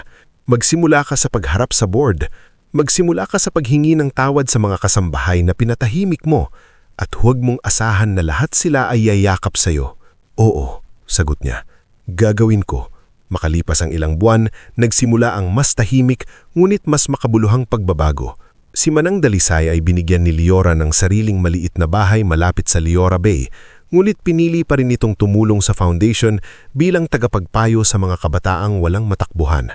Si Timo ay naging head gardener ng bagong livelihood farm sa Quezon kung saan siya mismo ang nagtuturo sa mga kabataan kung paanong magtanim at mag-alaga ng halaman. Si Calista ay nakapasa sa paralegal certification at naging isa sa pinakaaktibong tumutulong sa legal aid desk ni Liora. Si Amaris naman, matapos makapagtapos sa accountancy, ay naging finance director ng Celestina Foundation. Si Maestra Bianca ang nangasiwa sa bagong scholarship program, habang si Professor Elian ay tumulong magdisenyo ng social enterprise training para sa mga benepisyaryo. Si Rowena Magsalin, ang babaeng nakilala ni Liora sa selda, ay tuluyang nakalaya matapos matulungan ng legal team na muling buksan ang kanyang kaso. Nang lumabas siya, sinalubong siya ni Tessa sa Livelihood Center. Akala ko hanggang doon na lang ako, umiiyak na sabi ni Rowena. Ngumiti si Liora sa kanya. Akala ko rin noon, pero minsan may pinto palang nagbubukas pagkatapos ng pinakamasikip na kulungan. Naging tagapamahala si Rowena ng Sewing Cooperative kung saan tumatanggap sila ng mga babaeng galing sa mahihirap na sitwasyon. Hindi lahat naging madali. May mga bumabalik sa dating problema. May mga araw na kulang ang pondo. May mga taong nagdududa pa rin. Ngulit sa bawat hamon, mas natutunan ni Liora na ang tunay na pamana ni Celestina ay hindi lamang lupa, building, or shares. Ang tunay na pamana ay responsibilidad. Lumipas ang 2 taon. Sa panahong iyon, natapos ni Liora ang law school. Hindi naging madali ang pag-aaral habang pinapatakbo ang foundation at hinaharap ang mga natitirang kaso. Maraming gabing inabot siya ng madaling araw sa pagbabasa. Maraming beses siyang napagod at umiyak sa banyo para walang makahita. Ngunit sa araw ng kanyang oath-taking, nakatayo siya sa harap ng maraming tao. Suot ang simpleng puting barong style Filipiniana at hawak sa loob ng palad ang lakit ng kanyang ina. Naroon sina Attorney Ovidio, Baltazar, Amaris, Manang Dalisay, Timo, Calista, Norin, Professor Elian, Maestra Bianca, Father Severian, Tessa at Rowena. Sa pinakalikod ng hall, tahimik ding dumating si Solferino. Hindi siya umupo sa harapan. Hindi siya nagpakilalang ama ng bagong abogado. Nanatili lamang siya sa likod, luhaan, habang pinapanood ang anak na minsan niyang hindi pinaniwalaan. Nang matapos ang seremonya, nagtagpo ang mata nila. Hindi tumakbo si Liora para yakapin siya. Hindi rin siya umiwas. Tumanggo lamang siya ng marahan. Sa simpleng tanggo na iyon, naintindihan ni Sulferino na hindi pa buo ang lahat, pero may maliit na pintong nakabukas. Hindi para burahin ang nakaraan, kundi para magsimula sa mas tapat na kasalukuyan. Pagkaraan ng ilang buwan, binalikan ni Liora ang Arandia Mansion. Ngunit hindi na siya pumasok doon bilang batang takot sa bawat hakbang. Pumasok siya bilang babaeng may malinaw na layunin. Ipinarenovate niya ang mansion, hindi upang tirhan muli bilang simbolo ng yaman, kundi upang gawing Celestina Legal and Learning House. Ang dating grand ballroom na pinangyarihan ng party kung saan siya unang napagbintangan ay ginawang lecture hall para sa libreng legal seminars. Ang dating library kung saan niya inaayos ang envelopes nung gabing itinanim ang ebidensya ay ginawang study room para sa scholars. Ang dating storage room na pinasok ni Mirevna upang hanapin ang papeles ni Celestina ay ginawang records room ng foundation. At ang dating silid ni Celestina, matapos linisin at ayusin, ay ginawang quiet room para sa mga babaeng kailangang huminga bago humarap sa kaso o problema. Si Mirevna ay hindi na nakabalik sa mansion. Ang natitirang buhay niya ay ginugol sa pagharap sa mga kaso at pagbabayad sa mga danyos na hatol ng korte. Si Branox ay nakulong matapos mapatunayang sangkot sa falsification and fraud. Si Attorney Pelagio ay hindi na muling nakapaghanap buhay bilang abogado. Si Sabina, sa tulong ng programang ibinigay ni Father Severian, ay nagsimula bilang receptionist sa isang maliit na klinik. Hindi naging madali sa kanya ang buhay, ngulit natuto siyang kumita ng hindi umaasa sa pandaraya. Hindi sila naging magkaibigan ni Liora, ngulit hindi na rin sila naging magkaaway. Minsan, iyon na ang sapat na kapayapaan. Si Sulferino naman, dali sa humihinang kalusugan at sa sarili niyang pagnanais na magbago, ay pinayagang tumira sa maliit na guest house sa likod ng property. Hindi bilang hari ng mansion, kundi bilang isang matandang natututong magpakumbaba. Ilang araw sa isang linggo, tumutulong siya sa administrative work ng foundation at personal na humihingi ng tawad sa mga dating empleyadong nasaktan ng kanyang pananahimik. May mga tumanggap, may mga hindi, at tinanggap niya pareho. Isang hapon, habang papalubog ang araw, pumasok si Liora sa dating silid ng kanyang ina. Bukas ang mga bintana, sumasayaw ang kurtina sa hangin. Sa mesa ay nakalagay ang litrato ni Celestina, ang notebook ni Liora nung bata pa siya, at ang maliit na halaman na ibinigay ni Timo na ngayon ay malago na sa paso. Hinaplos ni Liora ang gilid ng lumang mesa at tumingin sa paligid. Dito minsan nagsimula ang takot. Dito rin ngayon magsisimula ang paghilom ng marami pang tao. Pumasok si Manang Dalisay dalang ilang folders. Attorney Liora, biro nito. May naghihintay na mga estudyante sa study hall. Napangiti si Liora. Susunod na ako, Manang. Nang maiwan siyang mag-isa, lumapit si Liora sa larawan ni Celestina. Matagal niya itong tinitigan, saka bumulong. Ma, hindi na ako nakakulong. Sa labas ng silid, maririnig ang mga batang nagtatawanan, mga babaeng nag-uusap tungkol sa bagong trabaho, at mga volunteer na naghahanda para sa legal clinic. Ang mansyon na dating puno ng kasinungalingan ay hindi na kulungan. Hindi na ito bahay ng takot. Hindi na ito lugar kung saan kailangang yumuko si Liora para lang mabuhay. Ito na ngayon ang tahanan ng katotohanan. At sa huling pahina ng habilin ni Celestina, may isang linyang muling binasa ni Liora sa araw ng pagbubukas ng center. Ang yaman ay walang halaga kung hindi ito magiging daan para may mailigtas na buhay. Sa linyang iyon natapos ang dating sugat at nagsimula ang tunay na pamana. Hindi lamang nailigtas ni Celestina ang anak niya mula sa mga taong nagtangkang sirain ito. Para magitan ni Liora, nailigtas din niya ang marami pang taong minsang pinaniwalaang wala silang halaga. At sa ilalim ng lumang punong akasya, kung saan dating umiiyak ang batang iniwan sa anino ng sariling bahay, nakatayo ngayon si Liora. Hindi na biktima, hindi na binggalo, kundi isang babaeng malaya, buo, at handang gawing pag-asa ang lahat ng sakit na minsang muntik ng dumurog sa kanya.